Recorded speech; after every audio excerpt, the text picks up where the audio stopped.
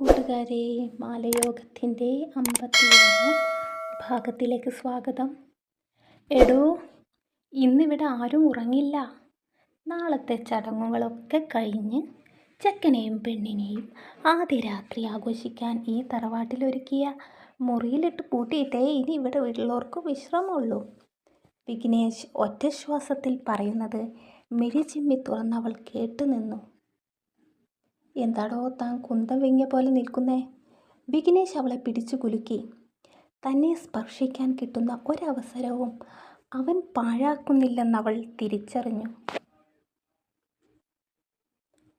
ഉണ്ണിമായയുടെ വലം കൈയിലെ വിരലുകളിൽ അവൻ്റെ ഇടം കൈയിലെ വിരലുകൾ കോർത്തു ഇരുവരും മൗനമായി നടക്കാൻ തുടങ്ങിയിട്ട് നേരം ഇമ്മിണിയായി. കുപ്പിവളപ്പൊട്ട് കൈത്തണ്ടയിൽ തട്ടിയുണ്ടായ ചെറിയൊരു മുറിവിൽ നിന്ന് ചോര കിനിഞ്ഞിറങ്ങുന്നത് അവൾ അറിയുന്നേയില്ലായിരുന്നു. ആകാശത്ത് മിന്നിത്തിളങ്ങുന്ന നക്ഷത്രങ്ങളുടെ സൗന്ദര്യം നോക്കി മുകളിലേക്ക് മിഴിച്ചു നിൽക്കുന്നതിലാണ് അവളുടെ ശ്രദ്ധ. ഇടം കണ്ണാൽ വിഘ്നേഷ് അവളുടെ ശോഭനമായ ആ മിഴികളെ നോക്കുന്നുണ്ട്. നക്ഷത്ര വെളിച്ചത്തിൽ അങ്ങനെ കാണുമ്പോൾ ഉണ്ണിമായ കൂടുതൽ സുന്ദരിയായതുപോലെ തോന്നി അവന്. അതോ ഈ സൗന്ദര്യം ഇത്രയും നാൾ തൻ്റെ കണ്ണിൽ അറിയാതെ പോയതോ? ഉത്തരമില്ല കടലായി അവൻ്റെ മനസ്സാം തിരമാലകളിൽ അലയടിച്ചു. പെട്ടെന്ന് അവൻ്റെ കൈക്കുമ്പിളിൽ ഒതുങ്ങിയ അവളുടെ മൃദുലമായ വലത് കരം നനഞ്ഞ പോലെ തോന്നിയതും അവൻ പൊടുന്നനെ ആ കൈകൾ അവൻ്റെ കരങ്ങളാൽ ഉയർത്തി. കൈത്തണ്ടയിലെ മുറിവിൽ നിന്നും ഇറ്റി വന്ന ചോരത്തുള്ളികൾ അവളുടെ കൈവെള്ളയിലേക്ക് ഒലിച്ചിരിക്കുന്നു. അതിനുള്ളിൽ നിന്ന ആ രുധിരം അവൻ്റെ കൈവെള്ളയിലുമായി. ഞെട്ടിത്തെരിച്ച പോലെ അവൻ അവളെ നോക്കി. ഉണ്ണിമായാണെങ്കിൽ കൂസൽ ഏതുമില്ലാതെ കയ്യിലെ ചോരയിൽ നോക്കി നിൽക്കുകയാണ്. വളപ്പൊട്ട് കൊണ്ടുണ്ടായ ആ ചെറിയ മുറിവിൽ നിന്നും ഇത്ര അധികം ചോര വന്നോ എന്നായിരുന്നു അവളുടെ ചിന്ത. ഇക്കണ്ട നേരമത്രയും ദേഹവും മനസ്സും കുളിരണിഞ്ഞ് ചോര തിളച്ച് നിൽപ്പായിരുന്നല്ലോ. എന്ത് നോക്കി നിൽക്കുക, വാ ഹോസ്പിറ്റലിൽ പോകാം. അവളുടെ അലസമായ ആ നിൽപ്പിനെ രൂക്ഷമായി വീക്ഷിച്ചു കൊണ്ടവൻ അവളുടെ ചോരക്കൈകൾ വലിച്ചു മുന്നോട്ട് നടക്കാൻ മുതിർന്നു. അതിനു മാത്രമൊന്നുമില്ല. വളപ്പൊട്ട് തട്ടിമുറിഞ്ഞ ചെറിയ മുറിവ്. അവൻ്റെ കൈകൾ പതിയെ വിടുവിച്ചു. ചെറിയ മുറിവാണോ അല്ലയോ എന്ന് ഉണ്ണിമായയാണോ തീരുമാനിക്കുന്നത്? മനസ്സിലെ ആകുലത അമർഷമായി വർഷിച്ചു. എനിക്ക് കൈ ഒന്ന് കഴുകിയാ മതി, അവൾ നിന്ന് കൊഞ്ചി. കൈയിലെ മുറിവിൻ്റെ ആഴം കഴുകി കഴിഞ്ഞ് കാണാലോ. ചുണ്ടൊന്ന് കോട്ടി അവൾ തിരക്കി. അവളുടെ കൈത്തണ്ടയിലെ പിടുത്തം അയക്കാതെ അവൻ ചുറ്റുമൊന്ന് നോക്കി. തൽക്കാലം ഉണ്ണിമായ വാ. കോവിലിൻ്റെ പിറകിലായി ഉയർത്തിക്കെട്ടിയ വലിയ മതിലുകൾ ലക്ഷ്യമാക്കി അവൻ നടന്നു. അവൻ്റെ ഓരോ ചലനങ്ങളെയും വീക്ഷിച്ചു ശങ്കയോടെ അവളും. വെള്ളയും ചുവപ്പും ഇടകലർത്തി പെയിൻറ് ചെയ്ത മതിലിൽ തൊട്ടുകൊണ്ട് വിഘ്നേഷ് മുൻപിലേക്ക് നിന്നു. പുറകിലായി പതിയെ നടന്നു വന്നവൾ മുൻപിലേക്ക് എത്തി നോക്കിയതും അത് വലിയൊരു കുളമാണെന്ന് അവൾക്ക് മനസ്സിലായി. കോവിലിൽ തെളിഞ്ഞ ബൾബുകളുടെ വെളിച്ചത്തിൽ കുളം ചെറിയൊരു വ്യക്തതയോടെ കാണാം. ആ അരണ്ട വെളിച്ചത്തിൽ അവളുടെ ഇടതു കൈ പിടിച്ചു വിഘ്നേഷ് പതിയെ പടിക്കെട്ടുകൾ ഇറങ്ങി. കുളത്തിൽ കൈയിടണ്ട, ഞാനില്ലേ നിനക്ക്. അവളുടെ തിളങ്ങുന്ന മിഴികളിലേക്ക് അവൻ ആശ്വാസത്തോടെ നോക്കി. കുളത്തിൽ നിന്നും കൈക്കുമ്പിളിൽ വെള്ളമെടുത്തു അവൻ അവളുടെ മുറിവായ വലതുകരം കഴുകി. പല ആവർത്തി അത് ചെയ്തതും ഉണ്ണിമായുടെ കയ്യിൽ നിന്ന് ഊർന്ന രക്തം പൂർണ്ണമായും പോയി കൈ വൃത്തിയായി. കുളക്കരയിൽ നിന്ന് കയറി വന്ന നല്ല വെളിച്ചത്തിൽ അവളുടെ കയ്യിലെ മുറി അവൻ പരിശോധിച്ചു. നിസ്സാര രൂപേണ ഉണ്ണിമായ അവനെ നോക്കി നിന്നു. 1000 വെളിച്ചത്തിൽ തിളങ്ങുന്ന കോവിൽ ഉണ്ണിമായ മിഴികളിൽ നിറച്ചു. കോവിലിൻ്റെ മുമ്പിൽ തൂക്കിയിട്ട സ്വർണ്ണ നിറത്തിൽ തിളങ്ങുന്ന മണിയും കൊത്തുപണികളാൽ മനോഹരമാക്കിയ തൂണുകളും കണ്ണഞ്ചിപ്പിക്കുന്നതായിരുന്നു. താൻ പ്രാർത്ഥിച്ചോ, നട അടിച്ചാലും കണ്ണന് നിന്നെ കാണാം. അവളുടെ തോളിലേക്ക് കൈവച്ചുകൊണ്ടവൻ പറഞ്ഞതും ഇരുമിഴികൾ ചിമ്മി അവൾ കൈകൂപ്പി നിന്നു. അണ്ണാ അണ്ണാ, അമ്മ ഉങ്ങളെ കൂപ്പിട്ടാങ്ക. അമ്പാടി ഓടിക്കിതച്ചു വന്ന് പറഞ്ഞതും ഇരുവരും അവൻ്റെ പിറകെ തന്നെ നടന്നു. തറവാടിൻ്റെ നടുമുറ്റത്ത് വീണ്ടും ചിരിയും കളിയും ഉണർന്നിട്ടുണ്ട്. സുബ്ബലക്ഷ്മിയും യശോദയും ഊഞ്ഞാലിൽ ഇരുന്ന് കുറുമ്പും ചിരിയും കണ്ട് രസിച്ചിരിപ്പാണ്. വെങ്കടിയെയും ഭാഗ്യത്തെയും ആ കൂട്ടത്തിൽ കണ്ടതും ഉണ്ണിമായയും വിഘ്നേഷും പരസ്പരം അതിശയം പൂണ്ടു നോക്കി.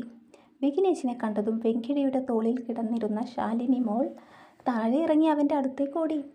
അതോടെ എല്ലാവരുടെയും നോട്ടം അങ്ങോട്ടേക്കായപ്പോഴാണ് വിഘ്നേഷും ഉണ്ണിമായയും അവരുടെ പിറകിൽ നിൽക്കുന്നത് എല്ലാവരും കണ്ടത്. വിക്കി, ആരാ വന്നിരിക്കുന്നതെന്ന് കണ്ടോ? അവരെ കണ്ട സന്തോഷത്തിൽ സുബ്ബലക്ഷ്മി ഊഞ്ഞാലിൽ തന്നെ ഇരുന്ന് ചോദിച്ചു. കുറച്ചുകൂടെ വൈകിയിരുന്നെങ്കിലേ കെട്ട് കഴിഞ്ഞേനെ. അപ്പോൾ ഇത്രയും കഷ്ടപ്പെട്ട് നിനക്കിങ്ങോട്ട് വരേണ്ടിയിരുന്നില്ല. വെങ്കിടിയോടുള്ള സകല ദേഷ്യവും ഉള്ളിൽ വെച്ച് വിഘ്നേഷ് പരിഭവത്തോടെ മുഖത്തിരിച്ചു. ഞങ്ങൾ രാവിലെ തന്നെ റെഡിയായി ഇങ്ങോട്ട് പുറപ്പെടാൻ നിന്നതാ. അപ്പോഴുണ്ട് ശാലിനി മോൾക്ക് നല്ല പനി. ദേഹമാകെ ചുട്ടുപൊള്ളുന്നുണ്ടായിരുന്നു. വേഗം ഹോസ്പിറ്റലിൽ പോയി ഒരു ട്രിപ്പ് ഇട്ടു. അത് തീർന്നതും നേരെ ഇങ്ങോട്ട് പോന്നു. ഭാഗ്യ പറയുന്നത് ആദിയോടെ കേൾക്കുമ്പോഴും വിഘ്നേഷ് ശാലിനി മോളുടെ ദേഹത്ത് തൊടുകയും തലയിൽ തലോടുകയും ചെയ്തു. നിനക്ക് ഇക്കാര്യമൊന്ന് അറിയിക്കാമായിരുന്നു വെങ്കിടി. അവരുടെ സംഭാഷണം ശ്രവിച്ചുകൊണ്ട് സുബ്ബലക്ഷ്മി അങ്ങോട്ട് വന്നു. നിങ്ങളെ അറിയിച്ച് വെറുതെ ടെൻഷനാക്കണ്ടെന്ന് വിചാരിച്ചു.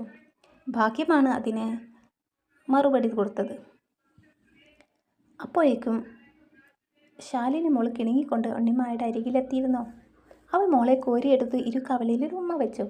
മോൾക്ക് മരുന്ന് കൊടുത്ത ചേച്ചി. ഉമ്മ വെച്ച് തിരിഞ്ഞ് ഉണ്ണിമായ ഭാഗ്യത്തിൻ്റെ അരികിൽ ചെന്ന് പതിയെ തിരക്കി. ഇങ്ങോട്ട് എത്താൻ നേരം കാറിൽ നിന്ന് കൊടുത്തു. ഭാഗ്യ ഉണ്ണിമായെ നോക്കി പുഞ്ചിരിച്ചു. ഇനി സംസാരമൊക്കെ നാളെയാവാം. നിങ്ങൾ പോയി കിടന്നോളൂ. വെളുപ്പിനെ എഴുന്നേറ്റ് കോവിലിൽ ഒന്ന് തൊഴാൻ പോകാം. മുഹൂർത്തം ആവുമ്പോഴേക്കും ഒരുങ്ങി ഇറങ്ങുകയും വേണം. 2 മരുമകളും കേൾക്കാൻ വേണ്ടിയാണ് പറയുന്നത്, കേട്ടല്ലോ. അധികാരസ്വരത്തോടെ അവർ പറയുന്നത് ഒരു ഞെട്ടലോടെ ഉണ്ണിമായ കേട്ടു. അവരുടെ മരുമകളാണ്, വിഘ്നേഷിൻ്റെ ഭാര്യയാണ് താനെന്നൊക്കെ ഇന്നും അവൾക്ക് ഞെട്ടലുണ്ടാക്കുന്ന കാര്യമാണ്. ആരും ഉറങ്ങില്ലെന്ന് പറഞ്ഞിട്ട് ഇപ്പോൾ എല്ലാവരും കിടന്നുറങ്ങാൻ പോകുന്നതോ? ദ്രുതഗതിയിൽ മുൻപേ നടക്കുന്ന വിഘ്നേഷിൻ്റെ ഒപ്പം അവളും ഓടിയെത്തി. ഉറങ്ങാതെ കണ്ണും മീച്ചിരിക്കാൻ നാളെ ആർക്കാ പരീക്ഷ? അവൻ തമാശ രൂപേണ തിരക്കിയതും ഉണ്ണിമായ മുഖം കൂട്ടി. ആരെയും ഉറങ്ങാതെ ഇരുത്താൻ ഇവിടെ ആരും കണ്ണിൽ ഈർക്കിളി കുത്തി വെച്ചിരിക്കുകയൊന്നുമില്ല. വേണ്ടവർക്ക് ഉറങ്ങാം. അവൾക്കുള്ള ഉത്തരം കൊടുത്തു അവളോടൊപ്പം മുറിയിൽ കയറിയതും വിഘ്നേഷ് കതകടച്ചു ചീപ്പിട്ടു. പുലർച്ചെ ഒരു 5 മണിയോടെ എല്ലാവരും എഴുന്നേറ്റ് കുളിച്ചൊരുങ്ങി തുടങ്ങിയിരുന്നു. ക്ഷേത്രക്കുളത്തിൽ മുങ്ങി കുളിച്ച് തോർത്തെടുത്ത് മറ്റൊരു തോർത്തുകൊണ്ട് ദേഹം പുതച്ചു വിഘ്നേഷ് വന്നു. സാരി ഞൊറിയൊടുത്ത് കുത്തി ഉണ്ണിമായ മുന്താണി നെഞ്ചിലേക്കിട്ട് നിൽപ്പായിരുന്നു. എത്ര നാളായി ഇതുപോലെ ഒരു കുളി കുളിച്ചിട്ട്. വിഘ്നേഷ് നനഞ്ഞ മുടി കുടഞ്ഞു അവളുടെ മുഖത്തേക്ക് വെള്ളത്തുള്ളികളെ പായിച്ചു. അധരങ്ങളിലും കവിളിലും തെറിച്ചു വീണ വെള്ളത്തുള്ളികളെ തുടച്ചുകൊണ്ട് ഉണ്ണിമായ മുഖം വീർപ്പിച്ചു. എന്താ ഇങ്ങനെ നോക്കി പേടിപ്പിക്കുന്നേ?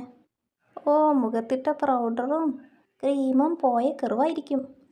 അന്ന് വാങ്ങിയ കാഞ്ചിപുരം സാരി ഭംഗിയോടെ ഞൊറിഞ്ഞൊടുത്ത് നിൽക്കുന്നവളെ നോക്കി അവൻ മൂക്കത്ത് വിരൽ വെച്ച് ചിരിച്ചു. അവളും അതിനൊന്നും മിണ്ടിയില്ല. തങ്കക്കുടത്തിന് എന്തിനാ പൊട്ടെന്നൊരു ചൊല്ലുണ്ട്.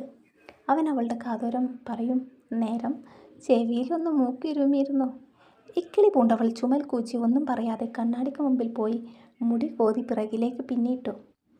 കണ്ണാടിക്ക് മുമ്പിൽ വെച്ച മുല്ലപ്പൂക്കെട്ടിലേക്ക് അവളുടെ മിടി പോയതും വിഘ്നേഷ് അതെടുത്ത് അവളുടെ മുടിയിൽ വെച്ചു. ആ സ്ലൈഡിങ് എടുത്തേ. ഇരുവരും ചേർന്ന് നിൽക്കുന്നത് കണ്ണാടിയിൽ നോക്കി നിന്ന് പോയി വിഘ്നേഷ്.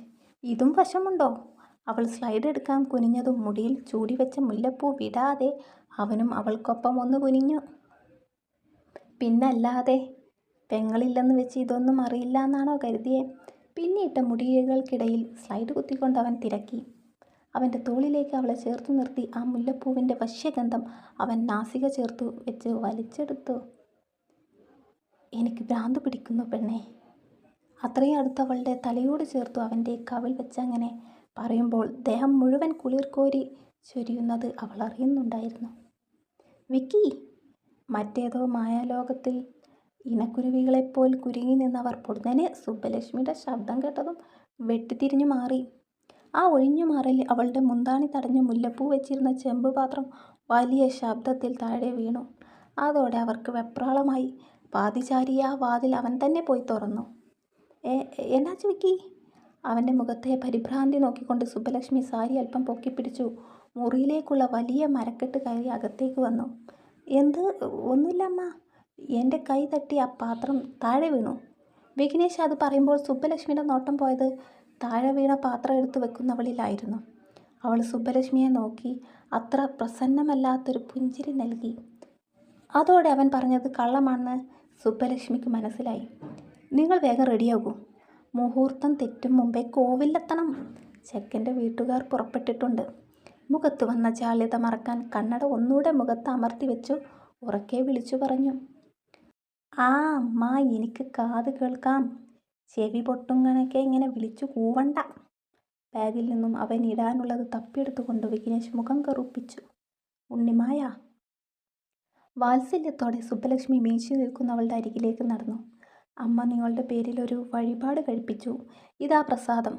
സർവ്വ ഐശ്വര്യത്തോടെയും ഈശ്വര കടാക്ഷത്തോടെയും എൻ്റെ മക്കൾ ഒരുമയോടെ ജീവിക്കട്ടെ. മിഴിനീരാൽ തിളങ്ങുന്ന മിഴികളോടെ അവർ ഉണ്ണിമായുടെ മുടിയിൽ തലോടി. ചീ പോടാ, ആദ്യം നീ തുണി ഉടുക്ക്. കുളിച്ചു വന്നപ്പോൾ ഉടുത്ത തോർത്തുമുണ്ട് മാത്രം ഉടുത്ത് പ്രസാദത്തിന് നേരെ കൈ നീട്ടിയ വിഘ്നേഷിൻ്റെ കൈ സുബ്ബലക്ഷ്മി തട്ടിമാറ്റി. ഒരുങ്ങിക്കഴിഞ്ഞ് ഇരുവരും നേരെ കോവിലേക്ക് നടന്നു. വെള്ളച്ചുബയും കസവിൻ്റെ മുണ്ടുമായിരുന്നു വിഘ്നേഷിൻ്റെ വേഷം. വിഘ്നേഷിൻ്റെ ഒരുക്കം കഴിഞ്ഞ് ഇറങ്ങുമ്പോഴേക്കും അവരെല്ലാവരും കോവിലേക്ക് നടന്നു നീങ്ങിയിരുന്നു. ആ തറവാട്ടിലെ മുതിർന്ന സ്ത്രീകളുടെ ഒക്കെ വസ്ത്രം പട്ടിസാരി കൊണ്ടുടുത്ത മടിസാറായിരുന്നു. കൂട്ടത്തിൽ സുബ്ബലക്ഷ്മി മാത്രം കടുംപച്ച നിറത്തിലെ ഒരു പട്ടുസാരി കേരള സ്റ്റൈലിൽ ഉടുത്തിട്ടുണ്ട്. എല്ലാവരും പോയി എന്ന ആശങ്കയിൽ വിഘ്നേഷ് മുറിയിൽ നിന്നിറങ്ങി ആളൊഴിഞ്ഞ തറവാട് മുഴുവൻ നടന്ന് പുറത്തേക്ക് എത്തിയപ്പോൾ കണ്ടു കരിങ്കൽ മതിലിൽ ചാരി നിന്ന് അവനെ കാത്തു നിൽക്കുന്നവളെ. അപ്രതീക്ഷിതമായി അവളെ കണ്ടു ഓടി വരുന്നവനെ ഉണ്ണിമായ മിഴികളിൽ നിറച്ചു. ആവേശത്തിൽ അവനെ കാണാൻ കൂടുതൽ ഭംഗിയായി തോന്നിയെങ്കിലും അവൾ അത് മനസ്സിൽ ഒളിപ്പിച്ചു. കോവിലിൽ എത്തിയപ്പോഴേക്കും അമൃതയുടെ വരൻ എത്തിയിരുന്നു. വരൻ കുപ്പായം ധരിക്കാതെ പാഞ്ചക്കച്ചം ശൈലിയിൽ ക്രീം നിറത്തിലുള്ള കസവ് മുണ്ട് ധരിച്ചിട്ടുണ്ട്. സ്വർണ്ണക്കരയുള്ള കസവ് തുണി തോളിലൂടെ ഇട്ടിട്ടുണ്ട്. വിഘ്നേഷ് ചെന്ന് ചെറുക്കന് കൈ കൊടുത്തു ആലിംഗനം ചെയ്തു വരവേറ്റു. This is my wife. ഉണ്ണിമയെ അവനോട് ചേർത്ത് പിടിച്ചു. വരനെ പരിചയപ്പെടുത്താനും വിഘ്നേഷ് മറന്നില്ല. പയ്യൻ വക്കീലാണ്. പിറകിൽ നിന്നും ഭാഗ്യ പറഞ്ഞതും ഉണ്ണിമായ അവളെ ഒന്ന് തിരിഞ്ഞു നോക്കി പുഞ്ചിരിച്ചു. ചടങ്ങുകളെല്ലാം കഴിഞ്ഞു തറവാട് മുറ്റത്തൊരുക്കിയ വലിയ പന്തലിലേക്ക് എല്ലാവരും തിരിച്ചെത്തി. 18 കൂട്ടം കൂട്ടാനും 10 തരം പായസവും ചേർന്ന സദ്യ എല്ലാവരും ആസ്വദിച്ചു കഴിച്ചു. അമൃതയുടെയും വരൻ്റെയും കൂടെ നിന്ന് വിഘ്നേഷും ഉണ്ണിമായും ചേർന്ന് ഫോട്ടോ എടുത്തു. അതിനുശേഷം വെങ്കിടിയും ഭാഗ്യവും ശാലിനി മോളും ചേർന്ന് ഫോട്ടോ എടുത്തു. എല്ലാവരോടും യാത്ര പറഞ്ഞു ആ വലിയ തറവാട്ടിൽ നിന്നിറങ്ങുമ്പോഴും മനസ്സിൽ അകാരണമായൊരു വിങ്ങൽ തളം കെട്ടി നിന്നു. സഹോദരിയെയും അമൃതയെയും കെട്ടിപ്പിടിച്ചു യാത്ര പറയുമ്പോൾ സുബ്ബലക്ഷ്മിയുടെ മിഴികൾ നിറഞ്ഞൊഴുകി. കാറിൽ ലഗേജ് എല്ലാം കയറ്റി വെങ്കിടിയും ഭാഗ്യയും മുന്നേ അവിടെ നിന്ന് തിരിച്ചിരുന്നു. അങ്ങനെ ആ അസുലഭ നിമിഷങ്ങൾക്ക് സാക്ഷ്യം വഹിക്കാൻ കഴിഞ്ഞ സംതൃപ്തിയോടെ, എന്നാൽ മനസ്സിൻ്റെ അകക്കോണിൽ കുഞ്ഞൊരു നോവോടെ മൂവരും തിരുനെൽവേലി എന്ന ആ മനോഹര ഗ്രാമത്തോട് യാത്ര ചോദിച്ചു മടങ്ങി. തിരുനെൽവേലിയിൽ നിന്ന് വന്ന പിറ്റേ ദിവസം തൊട്ട് തന്നെ വിഘ്നേഷ് ബാങ്കിലും ഉണ്ണിമായ തിയേറ്ററിൽ പോയി തുടങ്ങി. വൈകുന്നേരത്തോടെ വിഘ്നേഷ് ഉണ്ണിമായയെ സുബ്ബലക്ഷ്മിയെയും കൂട്ടി ശാലിനി മോളെ കാണാൻ പോയി. പനിയൊക്കെ കുറച്ച് ഭേദമായി. ശാലിനി മോൾ ഇപ്പോൾ പഴയ പോലെ മിടുക്കിയായി കണ്ടതും എല്ലാവർക്കും സമാധാനമായി. രാത്രിയിലെ അത്താഴം കഴിച്ച് തിരികെ വീട്ടിലെത്തി. കാറിൽ നിന്ന് ഇറങ്ങിയ ഉണ്ണിമായക്ക് ഗേറ്റ് തുറക്കാൻ വേണ്ടി വിഘ്നേഷ് കാറിൻ്റെ ഹെഡ്ലാമ്പ് രണ്ടും കത്തിച്ചു. ഗേറ്റ് തുറന്ന് അവൾ മതിലിനോട് ചേർന്ന് നിന്നതും വിഘ്നേഷ് കാർ ഷെഡിലേക്ക് കയറ്റി. അവരെ നോക്കി പുഞ്ചിരിയോടെ ഉണ്ണിമായ ഗേറ്റ് അടക്കുന്നതും പിന്നീട് അകത്തേക്ക് പോകുന്നതും പുകച്ചുരുൾ തട്ടിമാറ്റി അയാൾ തീക്ഷ്ണതയോടെ നോക്കി കാണുന്നുണ്ടായിരുന്നു. തുടരും. അടുത്ത ഭാഗം ഉടനെ തരാട്ടോ. ചില ബുദ്ധിമുട്ടുകൾ കൊണ്ടൊക്കെ റെക്കോർഡിങ് വൈകുകയാണ്. റെക്കോർഡിങ് വൈകുമ്പോൾ എഡിറ്റിങ്ങും വൈകും. അങ്ങനെ മൊത്തത്തിൽ നിങ്ങളെ സങ്കടപ്പെടുത്തുന്നുണ്ടെന്ന് എനിക്കറിയാം. ക്ഷമയോടെ കാത്തിരിക്കണമല്ലോ. കഥ മുഴുവനായി ഇട്ട് തരൂ കേട്ടോ. എല്ലാവരോടും സ്നേഹം. നന്ദി. Thank you.